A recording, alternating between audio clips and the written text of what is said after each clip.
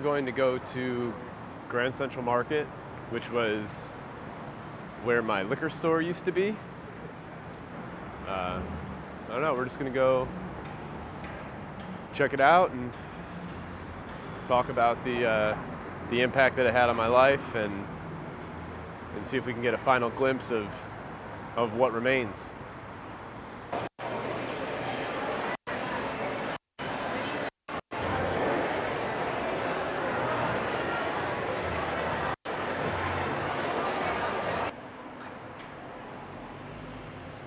This is fancy.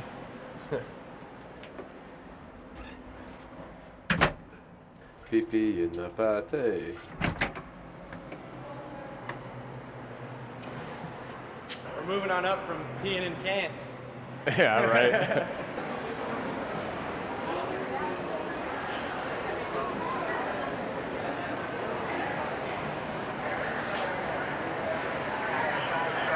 They're gone. They used to be right here. The cookie place, Valerie Cookies. They were like the best little like medallion sea salt cookies ever. I dabbled in addiction with those cookies as well. But yeah, I was looking forward to getting some, but they're gone.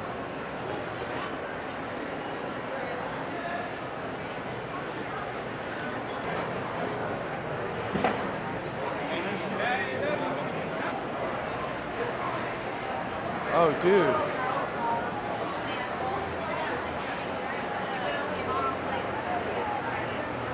This was it.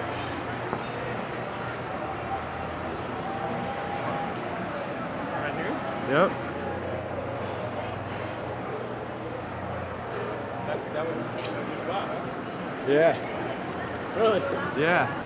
It's crazy because like it was 2 weeks ago that it was still here. And everything, all the countertops and all the shelving and everything was still right there. And then, you know, all the plans change, and when we finally get up here to be able to shoot it, it's gone. Like I had a weird feeling that it would be gone. Like I did. I was talking to Cass earlier this morning, and I told her, I was like, yeah, if it's still there, and she's like, of course it's still going to be there. They haven't done anything with it. And within 2 weeks ago, when I was up here, I drove by and it was still all good. It's pretty crazy. That's wild, bro. I know.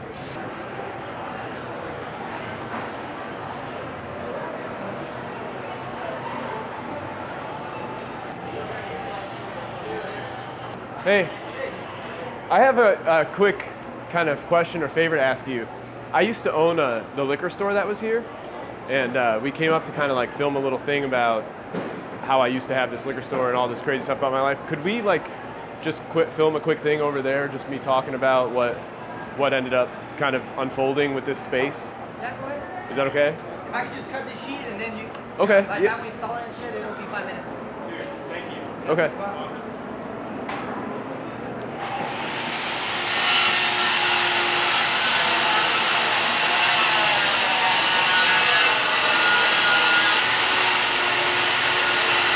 The donut man.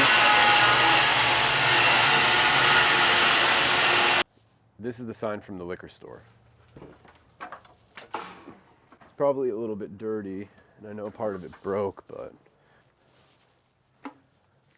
there she is. Turn it towards you. Nope. Can you see it? Courage and Craft. When the store was closing, I was still in a wheelchair, so I couldn't really do anything to help. And there was a debate of whether or not to keep this, and my brother wanted to keep it for some reason, but I really didn't. I didn't want to, but I also didn't know. Like I was torn because I was like, well, it could be a good memory. It could be something cool to have in the future, but also it felt like there's just so much negativity attached to the store and the name and just everything about it. Like part of me just wanted to wash it away. But I'm glad that I kept it. I'll never really do anything with it, but I'm glad that I still have it just as like a little reminder. I mean, I guess like a recap is in order. About 3 weeks ago, I was in LA and I drove past and I saw the old liquor store bones there, like our countertop, and all of our shelves were still up. And it looked like just someone abandoned this store. And then our planning, coming up to film us talking about it, and we get here and it's gone. Walking up to this place, I was so nervous to come here again, like, and face the failure of the failed business, that it's beautiful that it's gone. Like, it no longer exists. I no longer have to worry about it. Like, the universe cleansed the slate and got rid of this thing that had so many, like, dark memories, like nearly brought me to complete self-destruction, and it's just gone. And I feel like a huge sense of relief. Like, I'm not disappointed that it's not here for us to like use it as like a set. I'm not even remotely disappointed. It just feels like another one of those things, like the universe aligned to let me know that it was okay. Like, clean slate, you don't have to worry about it, you don't have to think about it, you don't have to regret it. You know, you did what you did, it served its purpose, and once again, it brought me to where I am today, which I'm very happy with. I actually achieved my like lifelong, or at least 5-10 year goal of owning a bar, of owning a business, etc. But it didn't make me happy. It wasn't what I was supposed to do, but I just was set on it, motivated by money, greed, materialism, and but I didn't know it then. I just know it now, looking back. I'm sitting right now on this trap door that goes down into the basement where we used to have our storage, and throughout the shift, I would sneak down there. I'd have a little bottle of vodka stashed in the corner. I'd sneak down there, chug some vodka, come back up, use hand sanitizer because that helped me disguise the smell of the alcohol. And that was my all day, every day here. So it's more about finding like the true purpose and the true calling, rather than kind of chasing hedonism and materialism to some imaginary end goal of lots of women and cars and vacations and parties. I mean, I don't know. I don't know. I don't know if I was thinking that stuff directly back then, but I mean, that's what it ended up getting me here.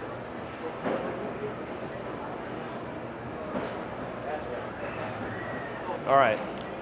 Thank you. I appreciate it. I really do. How long did you own the business here for? Thanks. How long did you own it? I was here for just about 2 years. Was it a liquor store, you said? Yeah. It's a crazy long story, but no, I ended up just closing it down. Just Wipe your hands clean. yeah, it was too much. But I was in a motorcycle accident, and that kind of like, yeah, I was really messed up. So I had to go to San Diego to be with my family, so I couldn't manage the store anyway. And before that, I was a frickin' full-blown alcoholic and had to go to rehab. You had a liquor store. And I had a liquor store. So I'm the cliche of the alcoholic liquor store owner that goes to rehab. Well, You have a YouTube channel? that's what we're working on now. Okay. That's all I watch is YouTube. Yeah, Good luck, man. it's feeling like it's gonna work out. Yeah, thank you. It always does. All right, see you guys. Thank you so much.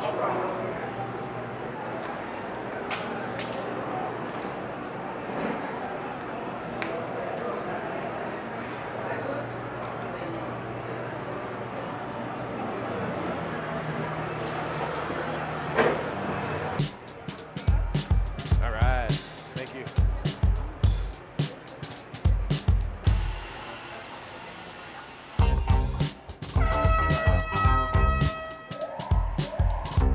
Good ones, man. Get some good ones. We're getting some.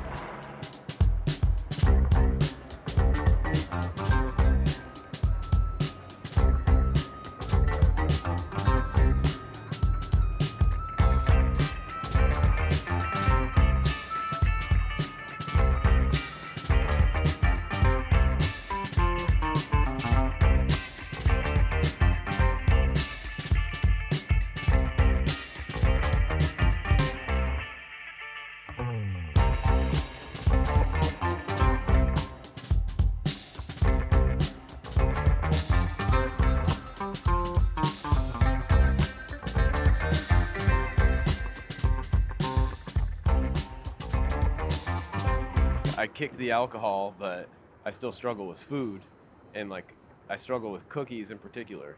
Like there's been nights where it's been like a week where I've eaten like 36 cookies a night.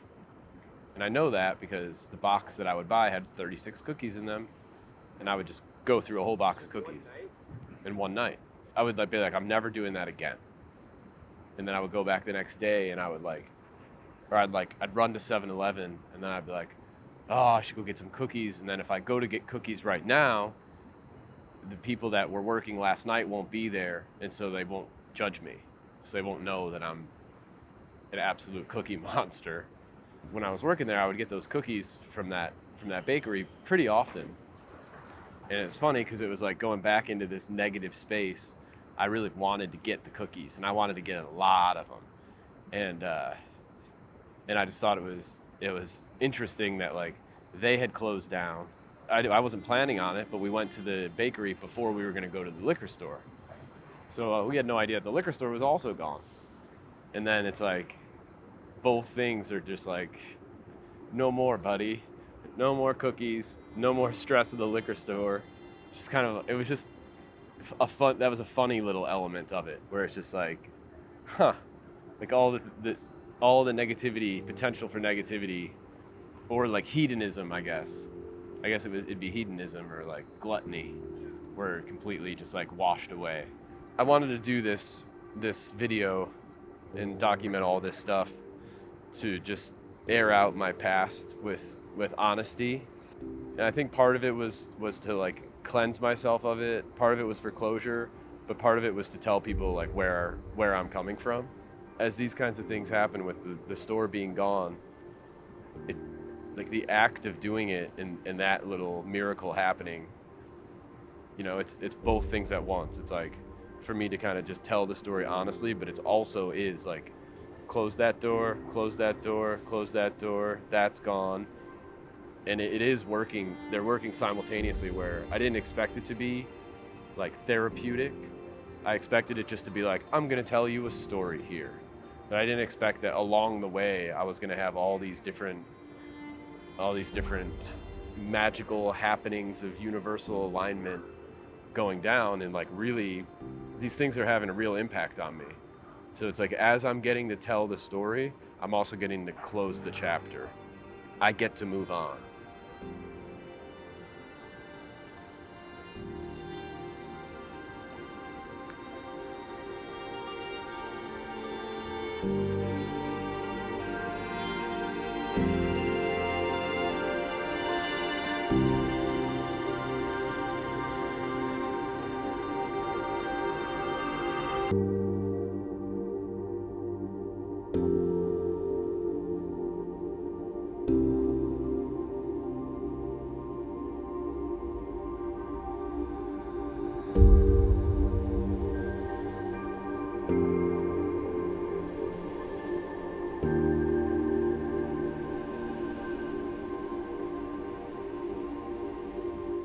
When I used to walk home from work, I worked at this bar down the street called Las Perlas, and I'd see this homeless dude every night. He was like really raggedy, like dreadlocks, and he always wore like plaid pajama pants. When I would come here, he would ask me for change at first, and then I started getting like his order. So he would just want some powdered donuts and a coffee and 2 Irish creams. That was his thing. So I'd get it for him all the time. And then one day, this is all at like 3 in the morning. And so one day I come and he told me, he's in his wheelchair, and he's like, hey, this guy brought me some jeans down. This guy gave me some jeans. I was like, oh, cool, like that's great. And he showed them to me. I was like, awesome, like you want the regular? And he's like, yeah. And then I brought it out, and he's like, I have a favor to ask you. It's like, yeah, what's up? I kind of knew what was happening. And he's like, will you help me? I'll help you change. I was like, all right, let's do this. He was like, do you have scissors or a knife? And I always had a pocket knife. So I was like, yeah, I have a pocket knife. And so this was all dark. Like none of this was here lit up. This was all dark. And we went down a little bit to this alleyway, and I cut the band of his underwear, and I cut his dirty pajama pants off, and then I had his jeans, and he couldn't stand, so I had bend down, and hoist him up on my shoulder. So I have this guy's junk like basically right next to my face. And I reach down and I pull his brand new jeans up and we snap him on and sit him back down. And then I'd still see him. He would remember the coffee occasionally, and then sometimes I'd see him and he didn't even remember me. It was pretty wild, but I was also drinking at that time too. So just, I don't know, it wasn't all bad. I'm not telling these stories or this story to say, look how good of a person I am, or look at my struggles or anything like that. It's not about that. But that little instance was my true self shining through, even though I was living in this deep darkness. I was terribly unhappy, but I still had at the core of me, now in hindsight looking back, I had at the core of me a good person that just wanted to help other people. And it's cool to be able to reflect on all those crazy times and see that there was all these little moments of me doing really good things and being generous and kind and helping others. And now that's who I feel I truly am today. And it's cool to see that it's not new. I always had this in me, but I was just clouding it with all this poison and toxicity and darkness. What's behind you? I didn't see that. That's so crazy. Non-toxic, baby.